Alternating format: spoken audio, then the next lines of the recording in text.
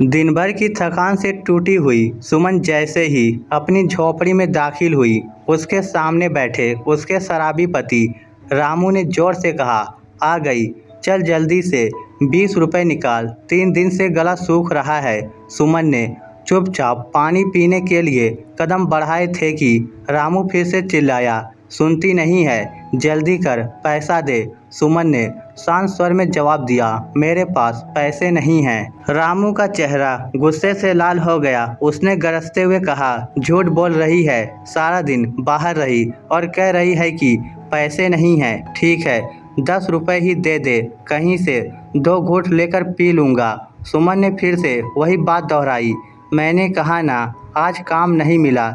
यह सुनते ही रामू का गुस्सा 7वें आसमान पर पहुंच गया। उसकी मर्दांगी को जैसे किसी ने चुनौती दे दी हो। वह उठा और अंदर छिपा हुआ उसका क्रूर रूप बाहर आ गया। बिना कुछ सोचे उसने सुमन पर लात घूंसों की बारिश शुरू कर दी। वह लगातार गालियां बकते हुए उसे पीटता रहा और सुमन चुपचाप मार खाती रही, जैसे उसे उसकी आदत हो गई हो।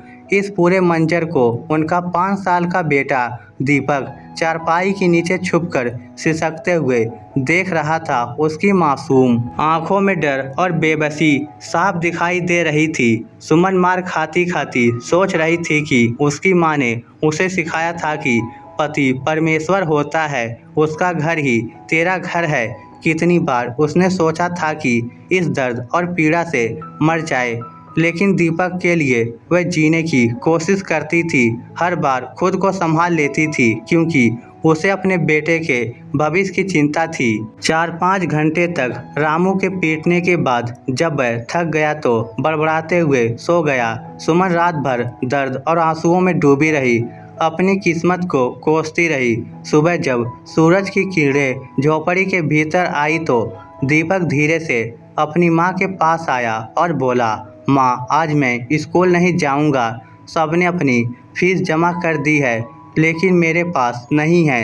कल मास्टर जी ने मुझे मुर्गा बनाया था, आज वे मुझे मारेंगे। सुमन ने अपने बेटे की उदास आंखों को देखा और उसका दर्द महसूस किया। उसने अपने पेटीकोट के पल्लू से 20 रुपए निकालते हुए कहा, मेरे लाल, तू स्कूल में ना पीटे, इसलिए तेरी माँ रात भर पीटती रही। ये ले, अपनी फीस जमा करवा दे। दीपक की आंखें खुशी से चमक उठी। उसने अपनी माँ के आंसू पोंछते हुए कहा, माँ, जब मैं बड़ा हो जाऊंगा तो तेरी आंखों में कभी आंसू नहीं आने दूंगा। सुमन ने अपने बेटे को गले से लगा लिया और उस दर्द भरे क्षण में भी उसे एक उम्मीद की किरण दिखाई दी।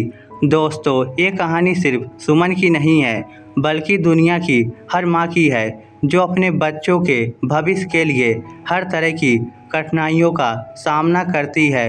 वह दिन रात मेहनत करती है, सिर्फ इस उम्मीद में कि उसका बच्चा बड़ा होकर एक सफल और खुशहाल इंसान बने। लेकिन अफसोस, कुछ बच्चे बड़े होकर अपनी माँ के बलिदानों को भूल जाते हैं। वे ये सोचने लगते हैं कि वे अपनी माँ का बोझ उठा रहे हैं, जबकि असलियत यह है कि माँ ही उनकी जिंदगी की नींव है। उन्होंने उन्हें 9 महीने अपनी कोख में रखा, फिर सालों तक उन्हें अपनी गोद में संभाला और जीवन भर उनका साथ दिया। अगर वह माँ ना होती तो शायद उनका अस्तित्व भी ना होता। इसलिए हमें अपनी माँ के बलिदानों को कभी नहीं भूलना चाहिए, उन्हें कभी भी बोझ नहीं समझना चाहिए, क्योंकि वही हमारे जीवन का असली आधार है। माँ के प्रेम और त्याग का सम्मान करना ही हमारी सच्ची जिम्मेदारी है। इस स्टोरी को लेकर आपकी क्या राय है, नीचे कमेंट करके हमें ज़रूर बताइएगा। धन्यवाद।